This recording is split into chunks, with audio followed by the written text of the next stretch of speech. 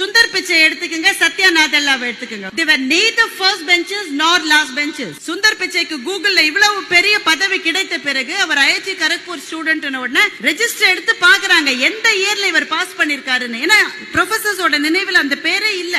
He was just a middle bencher like several of us. அப்ப ஏன் middle benchers வெற்றி பெறுகிறார்கள்? ஒரே ஒரு விஷயம் நண்பர்களே, ஃபர்ஸ்ட் மார்க் வாங்கின ஃபர்ஸ்ட் பெஞ்சர் தோல்வியே சந்தித்ததில்லை. நிறுவனங்களுக்கு நீங்கள் போனால் என்ன பண்ணிருக்க நீ, is this what you were dot in college என்று முதல் வாரத்திலேயே உங்க பாஸ் உங்களை பார்த்து கேட்பார். ஃபர்ஸ்ட் பெஞ்சர்ட்ட இந்த மாதிரி கேள்வியை கேட்டா அன்னைக்கே அவன் பொடி பொடியா நொறுங்கிடுவான். நம்ம மிடில் பெஞ்சர்ட்ட கேட்டா இதெல்லாம் என்னடா மச்சான், எங்க அப்பா திட்டினதை விடவாடா இது. அப்ப நிறைய முறை தோல்விகளை சந்தித்து நிறுவனங்களுக்கு போகிற போது அங்கே விழுகிற அடிகளுக்கு பிறகும் எழுந்து நிற்கிற திறமை அவர்களுக்கு இருக்கிறது. அதனால்தான் இன்றைக்கு சுந்தர் பிச்சையும் சத்யா நாதல்லாவும் அந்த இடத்திலே இருக்கிறார்கள்.